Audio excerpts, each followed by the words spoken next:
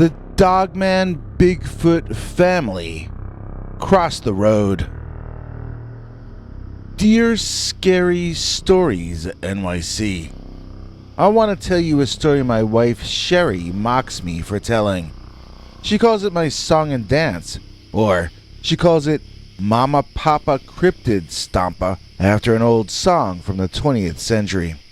But if you ask her if she wasn't there when this all happened, she will admit that she in fact was. She's just tired of hearing about this story because it challenges her worldview. She likes to act as though I'm crazy because I saw this very diverse cryptid family. But the thing is that she saw the exact same thing that I saw. And what I saw was a mama dogman, a daddy Bigfoot, and a family of ugly ducklings that I'm not sure I would know what to call. I know we're all created as God intended us to be. I know He loves all His children. It's just that those offspring were creatures from out of my worst nightmares, and I shiver at the mere idea of their existence. Let me explain to you exactly where this all happened, since I don't think you have any familiarity with this area. It's a part of Pennsylvania, sandwiched in between Ohio and western upstate New York, that I don't hear you talk about so much on your show. At the time, and this was almost 30 years ago, we were staying in Meadville, which was located near some friends and family that we had personal and business dealings with back then. In fact, this happened as my wife and I were heading out to a social gathering with those very same friends and family. We were driving north on Dixon, heading toward Woodcock Lake Park. It's not a long drive, we're talking about 6 or 7 miles maximum, so even though it was dark out as we drove up there to meet with our friends, we weren't feeling scared or anything like that. We had been hanging out a lot that summer in that area with those same people, and nothing weird ever happened except for this one night. Of course, these days and ever since then, I feel creeped out over there, even in the full light of a sunny noon day. But on that particular night in the early 1990s, Sherry and I were joking around and laughing and in a good mood. All of a sudden, the mood got changed for us, and drastically. I've sent you a screen grab of the area this happened in, which I took from Google Street View. You see how the road has trees and nature on both sides, and you can't see very far off the road. This was early nighttime, so the visibility would have been even less than in this picture.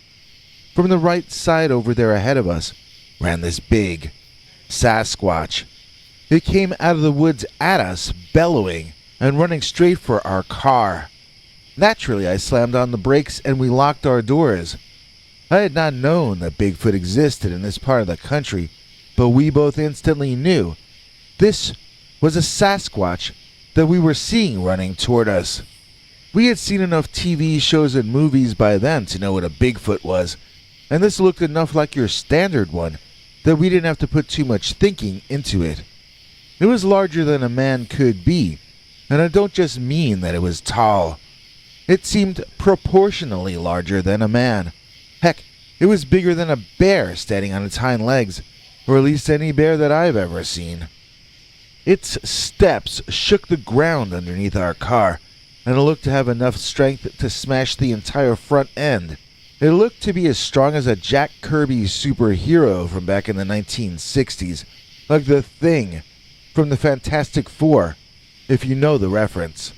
He's the big orange one that looks like he's made out of rocks. Only this big Sasquatch was not wearing any underpants.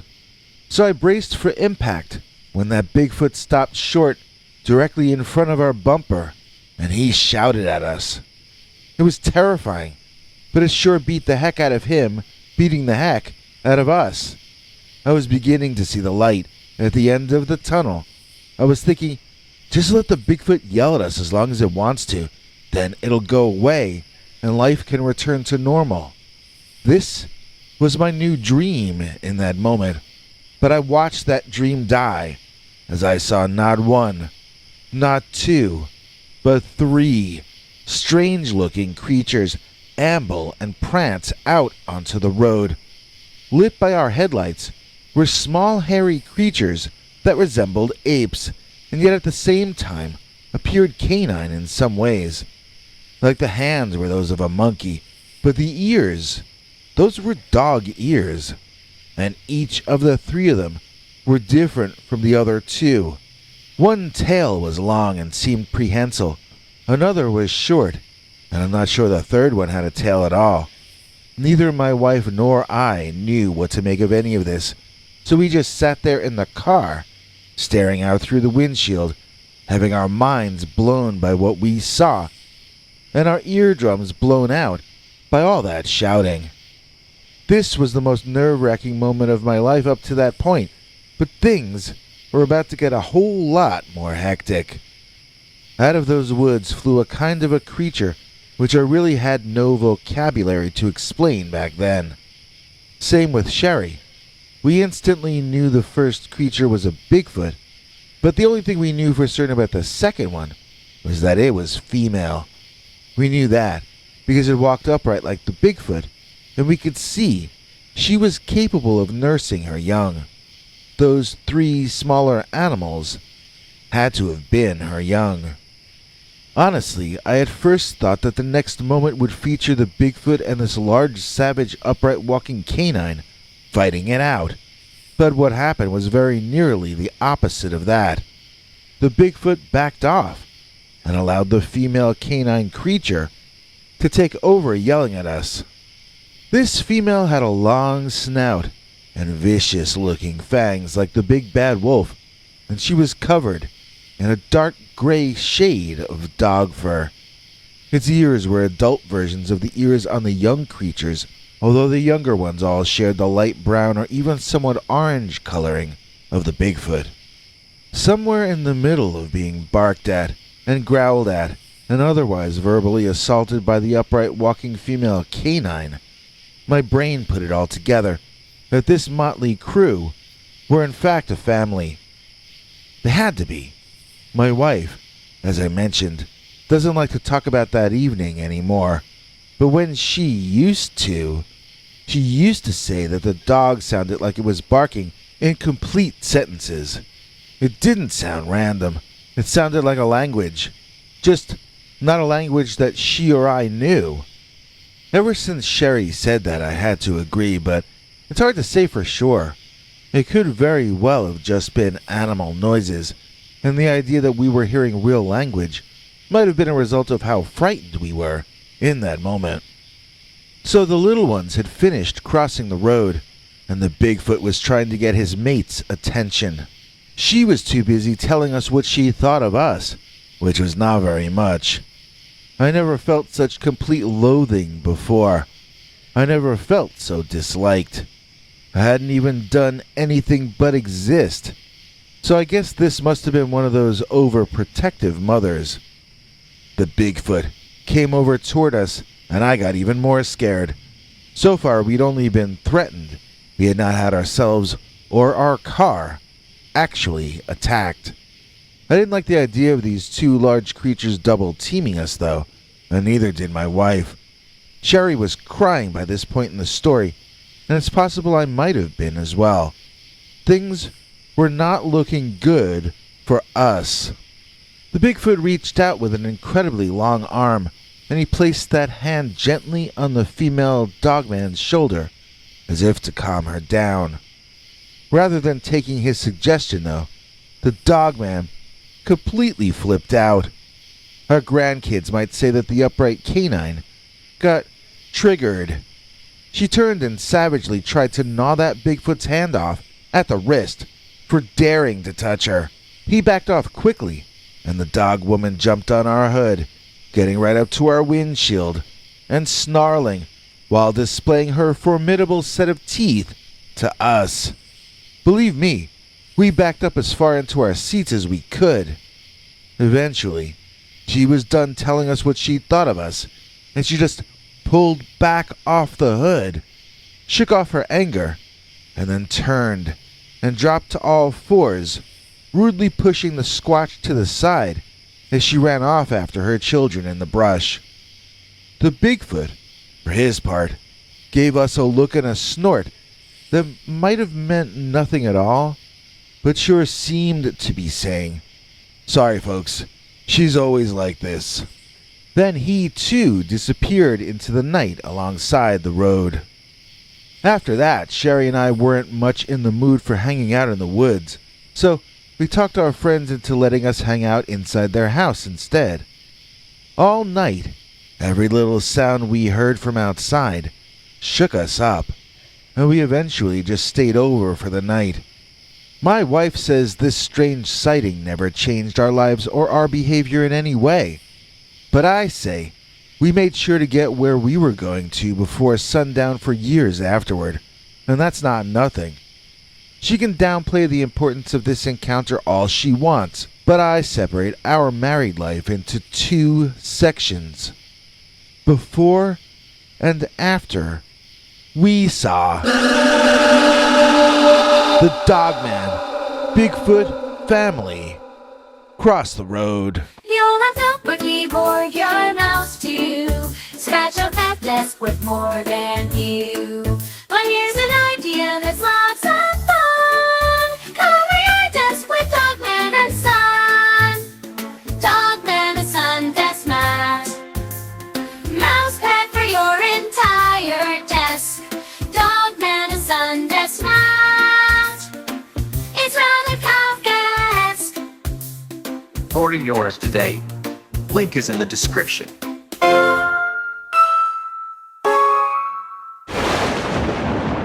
Dogman crashed our family vacation. Dear Scary Stories NYC, our family, back in 1993 when this all happened, consisted of me and my two then teenage daughters, who we can call Cagney and Lacey for the sake of this story. We had lost their mother when the twins were 13 in 1988, and I had become a bit overprotective of them. When this Dogman incident took place, we were recovering as a family from our worst fight ever. I had not been coping well with the idea of my girls getting serious boyfriends. I made up reasons to hate the boys, which were unfair, and it led to a big blowout. Picking up the pieces afterward, we decided to take a trip out to the lake as a family and to invite the boyfriends along so I could get to know them better. I drove us all out to North Higgins Lake and the state park on the north edge of the lake, where we had a fun afternoon. We had brought sandwiches with us, far more than we could eat. I remember the picnic area was right next to a very small beach with crystal clear water. I remember us sitting together along the water, barefoot, with our feet getting splashed each time the waves of the tide came back in. We were resting after having eaten, gathering up the strength to walk back to the car and head on home. I had my arms around my girls, who sat to either side of me. They, in turn, had their arms around me and their boyfriends. It was a peaceful scene at the end of a successful day, but that peace ended suddenly when, out of nowhere, a huge, upright walking dog plopped himself down to my far right, sitting butt down like a human being, his wolfen legs dangling off into the water. I don't think anyone else noticed him at that point, but when he leaned over and put his arm affectionately around the back of Lacey and her boyfriend both, we all froze up, and we shut up too.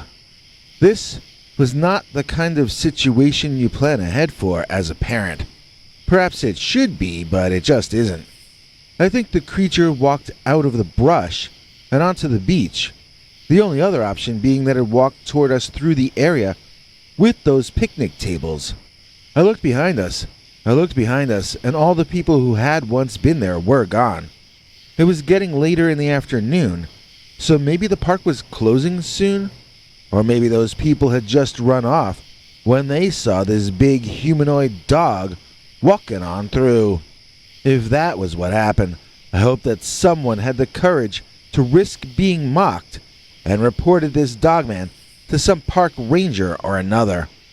I hoped that somebody already knew about this.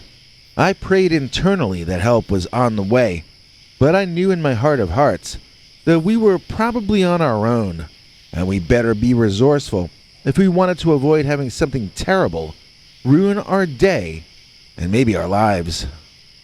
Now, at the time, none of us had any idea what was happening, but in the years since then, the twins have become convinced that this all had something to do with some strange puppies that they had played with during our trip to Sleeping Bear Dunes when they were children and their mother was still with us. Sleeping Bear Dunes isn't all that far away from North Higgins Lake. It's over on the western edge of the state by the shore of Lake Michigan. There were 2 puppies that day who seemed to have no parents or guardians, either canine or human, and they spent the day playing with my girls as though they already knew each other. Cagney and Lacey were both petitioning me to allow them to take the strange puppies home, when we noticed that they were no longer around. They had run off somewhere, so it became a moot point about whether we would keep them or not. If my daughter's theory is correct, and those were actually baby dog men, how lucky are we that they ran away when they did? How bad an ending might this story have if we had really brought them back to suburbia with us? One of the reasons I was so concerned about the idea of bringing the pups back with us was the way they looked like wild animals. I wasn't sure if they were wolves or coyotes or just very energetic domesticated mongrels, as I'm far from being an expert on wildlife. Although I don't recall either of them walking bipedally, they were very young. Their fur was a dark gray, almost black, same as the large beast who crashed our life at the beach that day. So it's not impossible that my daughters might be correct, that the lakeside Dogman was merely an adult version of one of those pups from that earlier day. It might explain the apparent friendliness of the dog-like man-thing. At least it might if the Dogman had remained friendly. But things played out in a more complicated manner than that. So, to put his arm around Lacey, the Dogman had to reach his arm all the way around her boyfriend. Now, the Dogman's arm was plenty long enough to do the job, but the boyfriend had himself a face full of dog fur, and he had the audacity to make some kind of unhappy noise and movement to express that unhappiness over this situation. Well, the big Dogman didn't like the way the boyfriend squirmed. He began to growl, and that boyfriend froze in fear. Now, animal growls are generally not very loud, but this particular one seemed like the second cousin of a scream. I wouldn't have thought there was a beast who could growl that loud, but there was, and it was sitting down the beach from me, its left hand or claw inches away from me, locked around my daughter Lacey's side.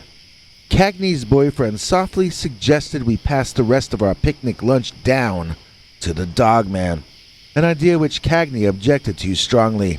She said those leftovers were going to be lunch tomorrow, and if he wanted to give them away to some kind of stray dog, then he could go out and buy us lunch for tomorrow with his own money, because she had already spent all her money buying cold cuts to make today's food, and on and on and on. That Dogman seemed to be unfamiliar with nagging. In fact, I'd go so far as to say that he was a nagging virgin. The creature stood up to its full height, which was taller than tall is legally allowed to be, and he walked the 2 steps it took someone as big as he was to walk over to Cagney. He stared at her with his head tilted in confusion, as though he'd never seen or heard anything like her before.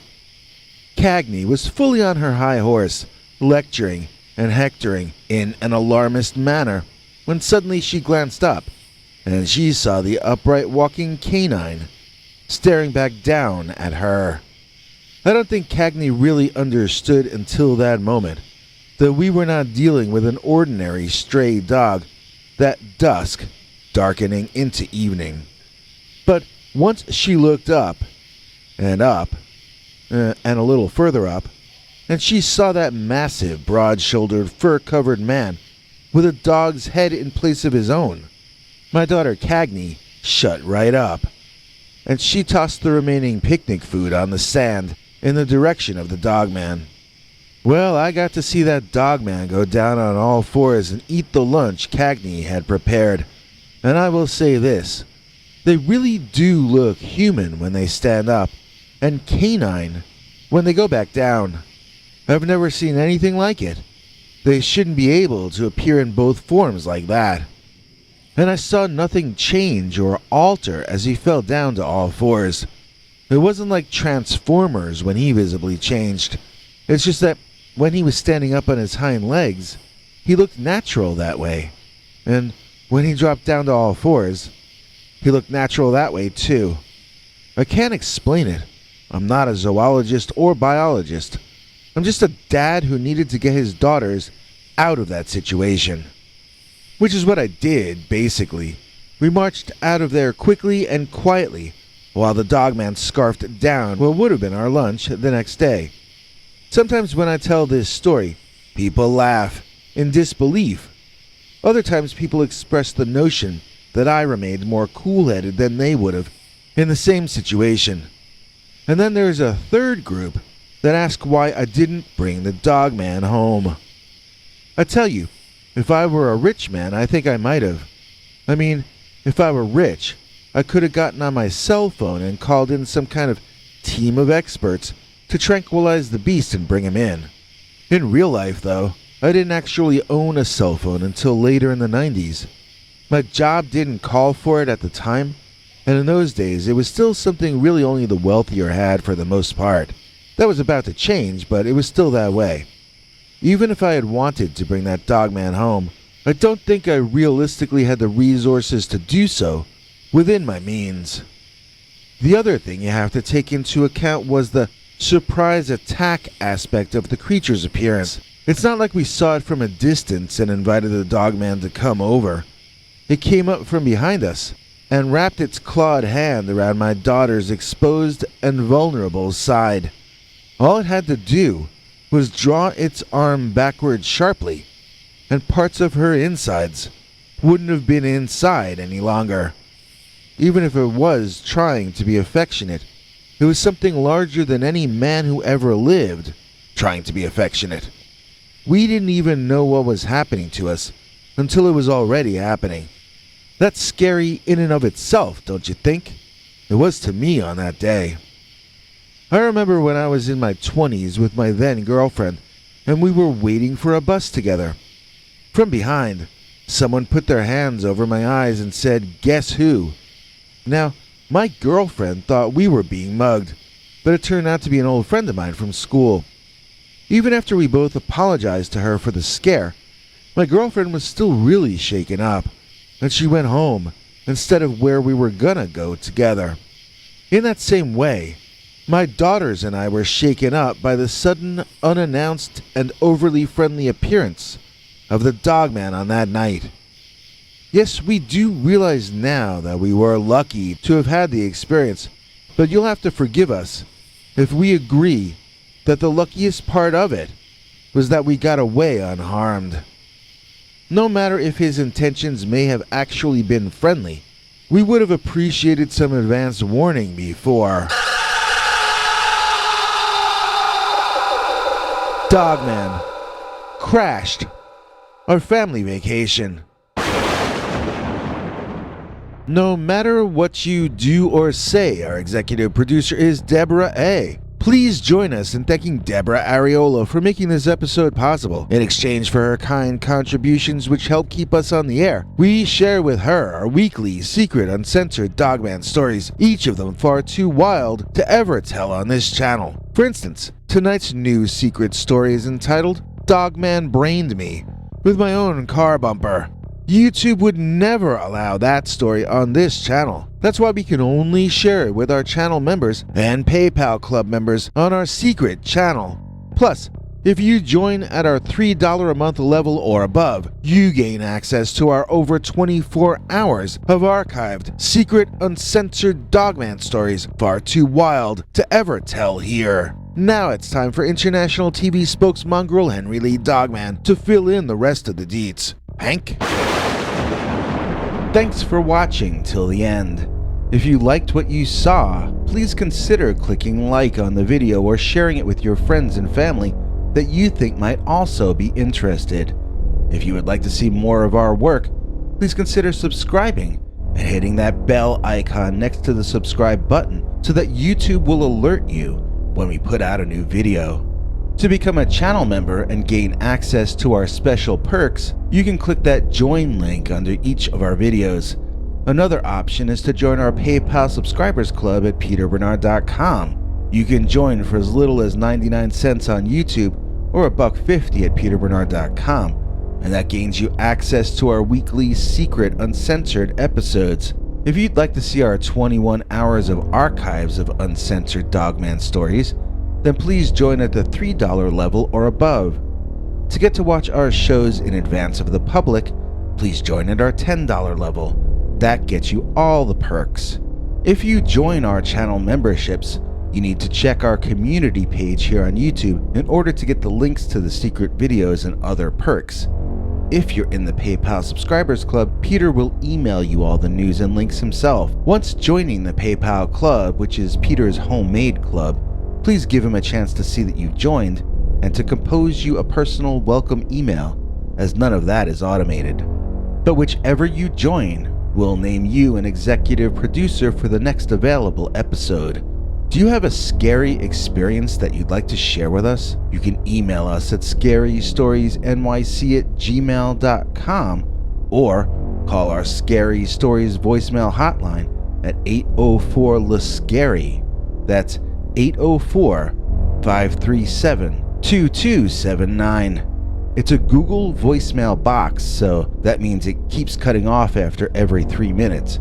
If your story is longer than that, please keep calling back and we can piece it together on our end. Good night, and have a scary tomorrow.